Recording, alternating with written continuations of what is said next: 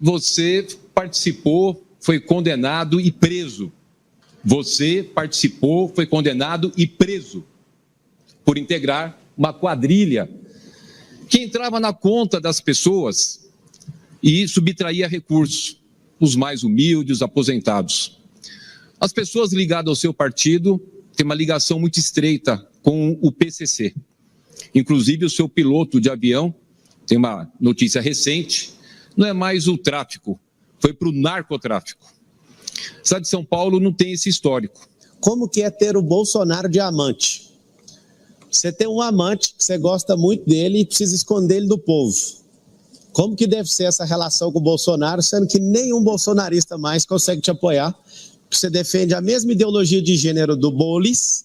Não foi eu que defendi empresa do PCC no outro dia, quando o Ministério Público estava investigando, você foi na empresa pagar pau para a empresa de ônibus. Acho que você está me confundindo com outros partidos aqui.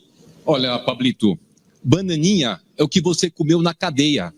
Bananinha foi o lanchinho que os policiais da Polícia Federal te deu de lanchinho lá, tchutchuca do PCC.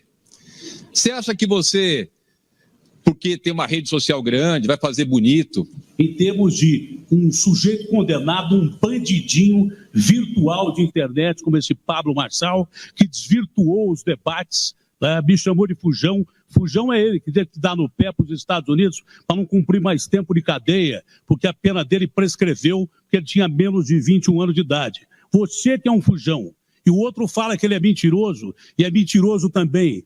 Hoje, com evidência, prova da Polícia de São Paulo que um banco virtual no interior de São Paulo financia candidatos do PCC. Evidência, tem PCC na administração daquele cidadão ali no transporte coletivo. Andam de ônibus no transporte coletivo daquele cidadão ali. Minha pergunta é para o Boulos. Qual que é a sensação de fazer o maior papelão da história cantando o hino nacional com linguagem neutra? São Paulo está num momento diante de um grande risco. Existem 2 bolsonaristas ligados ao banditismo, candidatos a prefeito dessa cidade. De um lado, esse que está aqui, o Marçal. Ele é o bolsonarismo puro sangue, da mentira, da bravata, e está relacionado com crime até o pescoço.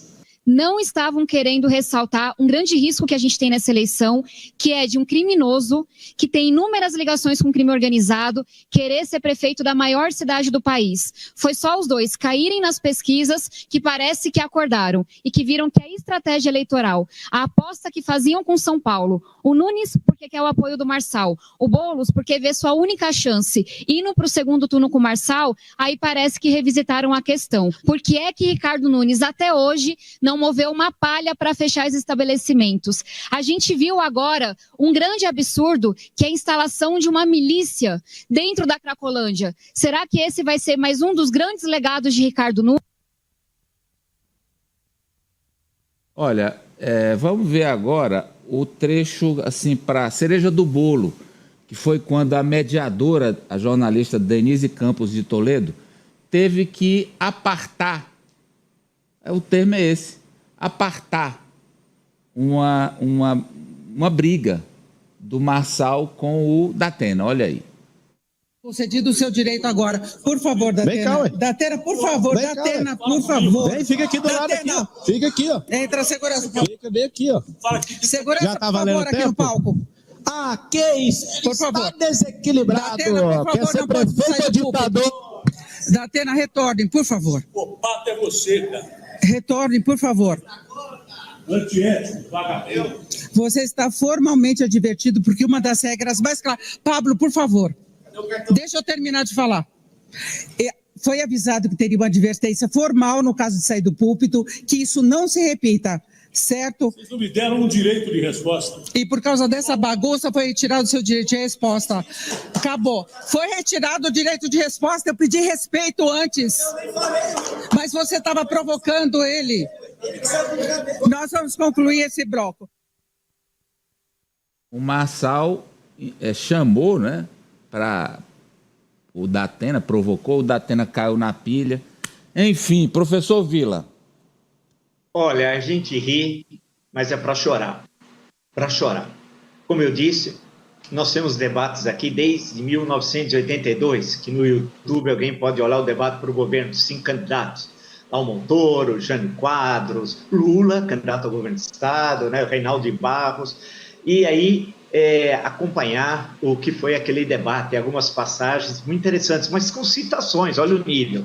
Citações do livro do Carlos Lacerda, uma pergunta do Montoro para o Jânio, citação bíblica do Jânio em resposta ao Montoro, e por aí vai. O tempo foi passando e nós fomos piorando, é uma espécie de darwinismo às avessas, né? Quer dizer, nós não melhoramos a espécie. Então, chegamos politicamente a isso, né, que nós vimos ontem. Realmente foi um momento horrível, horroroso, não se discutiu em nenhum momento os problemas da cidade, alguns candidatos se esforçaram para isso, o próprio Guilherme Boulos, Tabata Amaral, por exemplo, mas o próprio prefeito tentou justificar de alguma forma a sua gestão, mas o papel do Pablo Marçal era impedir o debate, e isso ele conseguiu. Ele fazia gestos quando os outros candidatos estavam falando, fazia brincadeira, fazia assim, foi um negócio assim horroroso, agiu como um marginal, né? Não como um candidato à prefeitura da maior cidade da América do Sul. E eu anotei algumas expressões, só falar algumas rápidas. Criminoso, condenado, bandidinho de internet, covarde, picareta, fujão, sem caráter, bandido, sem vergonha, invasor, ladrãozinho de creche, tchutchuca do PCC, como foi falado, entre outros, hein? Foram umas 2 dúzias de xingamentos, né? Foi muito ruim, teve esse momento que a Denise teve de interferiu, ainda bem, porque é bom lembrar que esse Pablo Marçal ele tem um tipo meio de psicopata, sabe? Ele chamou o Datena, e o Datena cometeu um erro, saiu do seu púlpito e se dirigiu ao púlpito dele. E aí tinha seguranças, inclusive, acompanhando o debate, precavendo isso, e ela, a Denise, chamou até o segurança que acabou de entrar, mas aí quando o Datena voltou, a coisa se acalmou, mas quando terminou o debate, incidentes entre os assessores, em suma, foi um momento muito triste, a discussão dos graves problemas que a cidade tem, de soluções, e das coisas boas que a cidade tem também, que pode melhorar, acabou sendo feito de forma muito rápido, né? E o Pablo Marçal, a grande questão que se coloca, ele tem novas acusações hoje gravíssimas contra ele, no portal Metrópolis, anteontem tinha no UOL, o TSE vai ter de agir. O TSE está nas mãos da presidente, Carmen Lúcia, só que o tempo do TSE não pode ser o tempo normal da justiça eleitoral, em pleno processo eleitoral. É uma questão de seriedade. Datena o considerou o candidato, chamou de fascista, que é quem odeia e quer desmoralizar a democracia. Ele tem razão. Ele entrou para desmoralizar, ele não fez uma pergunta e não respondeu uma pergunta. Na hora que os outros estavam falando, ele sentava, ele levantava o boné. Foi um negócio assim horroroso, foi muito triste, e é uma lição, porque muita gente vai repetir isso em outras cidades, ou no ano daqui 2 anos, para os governos estaduais, ou até para a presidência. A Justiça Eleitoral vai ter de se debruçar sobre isso, os organizadores dos debates, e eu espero que o povo da cidade de São Paulo tenha consciência, saiba, agora viu quem ele é, tem todas as denúncias, todas as comprovações, e espero que o povo tenha um pouquinho de juízo, né? Porque é inacreditável, foi muito triste o que nós assistimos ontem. Olha, e estamos falando da maior cidade do Brasil, do maior PIB da América Latina. São Paulo vai chegar, está pertinho de chegar a 1 trilhão, o PIB da cidade, 10% do orçamento brasileiro ali, do PIB brasileiro. E o professor falou uma coisa que é importantíssima. Se esse candidato que aposta no caos, na economia da atenção chamada, se ele se quer chegar ao segundo turno, ele vai virar um farol para candidatos extremistas e da extrema-direita em todo o Brasil.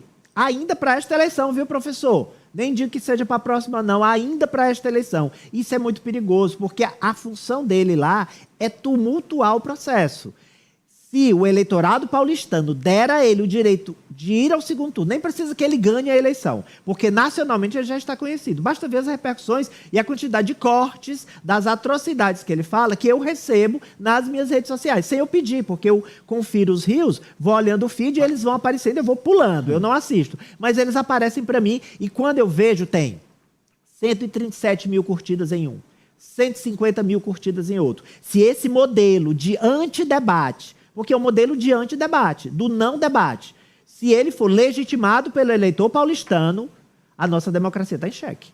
Já está ou não, Apoliana? Já está, Amadeu. O simples fato dele já estar figurando bem nas pesquisas de intenção de voto já é um sinal de alerta para todos nós brasileiros. Eu estava, esse fim de semana passado, num evento que tratava muito sobre o marketing digital. E o Pablo vem desse universo do marketing digital. Ele sabe muito bem o que funciona nas redes sociais, como o Ari disse, que leva a essas curtidas, que leva a um alto número de visualizações. Os próprios recursos que hoje se tem à disposição, que ele utilizava, justamente por conta disso, a Justiça Eleitoral decidiu pela suspensão das redes dele, porque algumas dessas atividades que ele fazia, desses recursos que ele utilizava, estava fora da legalidade do processo, mas ele sabe o que funciona e está funcionando. Pelo menos dentro do objetivo dele, ele está sendo bem sucedido. O erro está no fato de que outros candidatos, o problema está, né, de que outros candidatos estão caindo nesse jogo e principalmente o eleitorado está caindo no jogo de Pablo Marçal. E a institucionalidade não consegue contê-lo, Franci?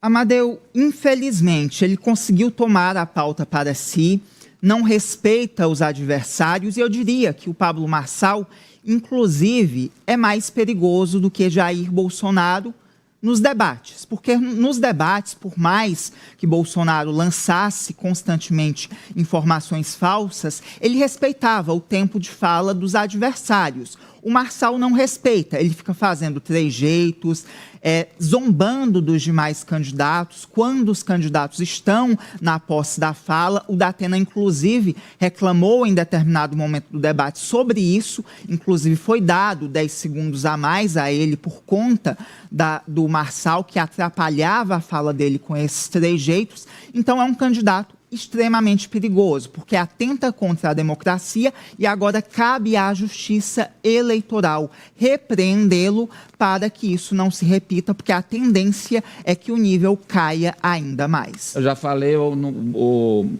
Marçal não é novo Bolsonaro, ele é o Milei brasileiro. Vamos agora mudar de assunto, vamos para a manchete aí da Raniele, Ari. A Raniele falando sobre o